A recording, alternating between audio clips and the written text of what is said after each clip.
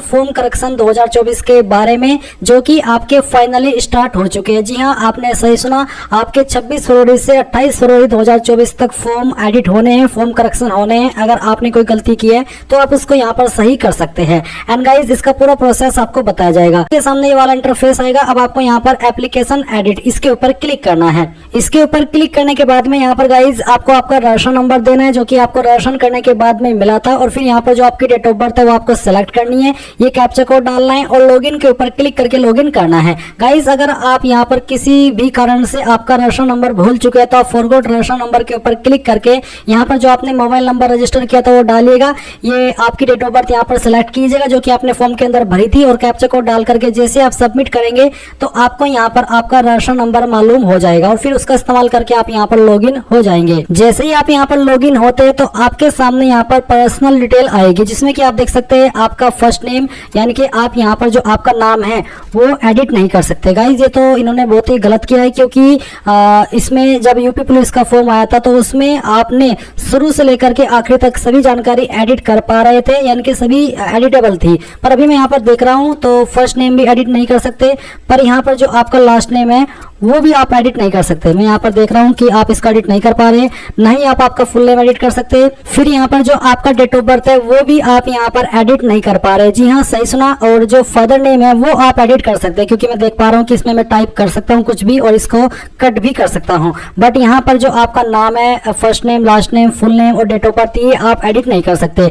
आप आपका father name यहाँ पर एडिट कर पा रहे हैं, मदर नेम एडिट कर पा रहे हैं, आपका जेंडर आप यहाँ पर चेंज कर सकते हैं। फिर जो आपका मोबाइल नंबर आपने रजिस्टर किया था वो नंबर भी आप यहाँ पर चेंज नहीं कर पा रहे हैं, और जो आधार नंबर है वो आप चेंज कर सकते हैं। ईमेल आईडी भी आप यहाँ पर चेंज नहीं कर सकते। नेशनलिटी आप चेंज कर सकते हैं, और जो आपका बॉडी के ऊपर विजिबल आइडेंटिफिकेशन मार्क है आप उसको चेंज कर सकते हैं। पर गाइस, यहाँ पर इन्होंने काफी गलत किया, क्योंकि बहुत सारे कैंडिडेट का नाम भी गलत हुआ है और साथ ही साथ उनकी डीओबी भी गलत हुई है। बट इन्होंने यहाँ पर नाम और डीओबी को चेंज करने का कोई भी ऑप्शन, यानी कि उसको आपको एडिट करने का ऑप्शन दिया ही नहीं। ये काफी गलत किया मेरे अकॉर्डिंग, क्योंकि यूपी पुलिस के फॉर्म के अंदर तो आपने शुरू से लेकर के आखिर तक फॉर्म भरा था और उसका भी सेम इंटरफेस था फॉर्म को भरने का।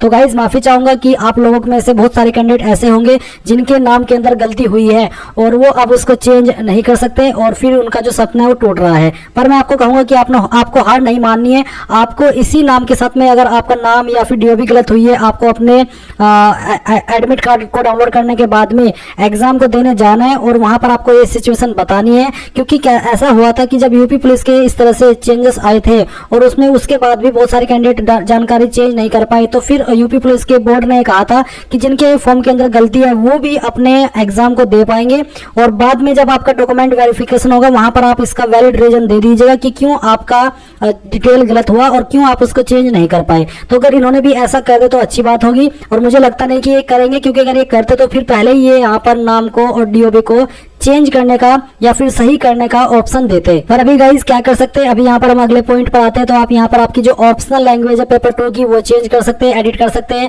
आपका मैरिटल स्टेटस आप यहाँ पर एडिट कर सकते हैं। वैकेंसी टाइप भी आप यहाँ पर एडिट कर सकते हैं। Are you local resident of Jharkhand, ये भी आप यहाँ पर चेंज कर सकते हैं, सही कर सकते हैं।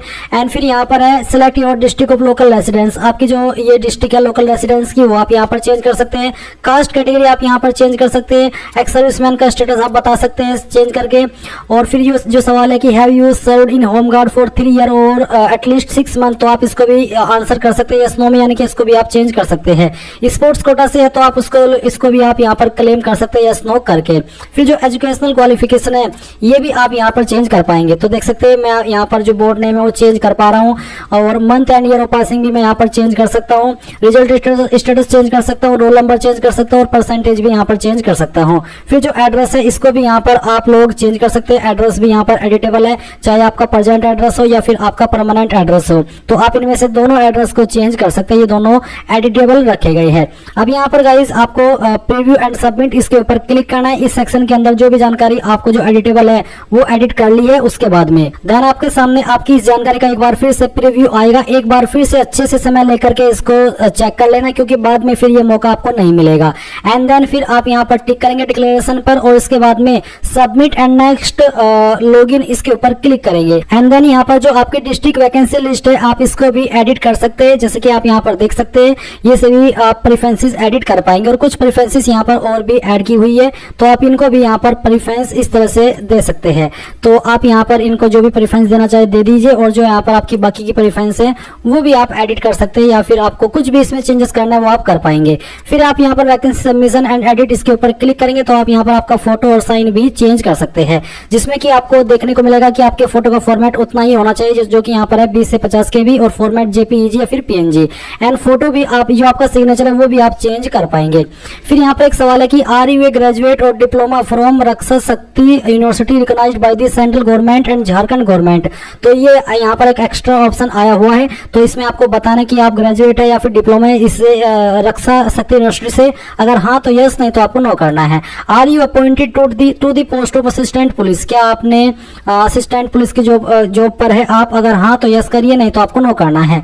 इसके बाद फाइनल सबमिशन एंड नेक्स्ट के ऊपर आप क्लिक करेंगे और अब आप यहाँ पर देखेंगे कि आपका यहाँ पर प्रिंट एप्लीकेशन का ऑप्शन आ चुका है, यानी कि जो आपने फॉर्म के अंदर सुधार किए हैं वो यहाँ पर अपडेट कर दिए गए हैं, दिए गए जो आपने यहाँ पर एडिटेशन है वो करने के बाद में। तो आप यहाँ पर इन सभी जानकारी को चेक करेंगे और अब आपको यहाँ पर प्रिंट के ऊपर क्लिक करके इसको प्रिंट कर लेना है। एडिट करने के लिए यहाँ पर कोई फीस नहीं लग रही है, कोई आपको पेमेंट करने के लिए नहीं बोला जा रहा है, जो आपने पहले फीस जमा की थी वही आपके यहाँ पर रखी गई है। तो प्रिंट के ऊपर क्लिक करके इसको प्रिंट कर लीजिएगा। अगर आपके पास प्रिंटर नहीं है तो आप इसको PDF के रूप में सेव कर ले और बाद में प्रिंट करा लीजिएगा। तो इस तरह से गाइज आप लोग यहाँ पर ये जो आपका फॉर्म है वो एडिट कर पाएंगे। गाइज यहाँ पर बहुत सारे कैंडिडेट जैसे कि मैंने कहा कि ऐसे रह जाएंगे जो कि अपनी जानकारी को एडिट नहीं कर पाएंगे डिस्पाइट इस एडिट के ऑप्शन के बाद भी, और वो ऐसा है वो इसलिए जैसे कि मैंने आपको बताया कि रीजन क्या है, पर आपको बताने कमेंट के माध्यम से कि आपके फॉर्म के अंदर क्या गलती हुई थी और आप क्या सही नहीं कर पाए। तो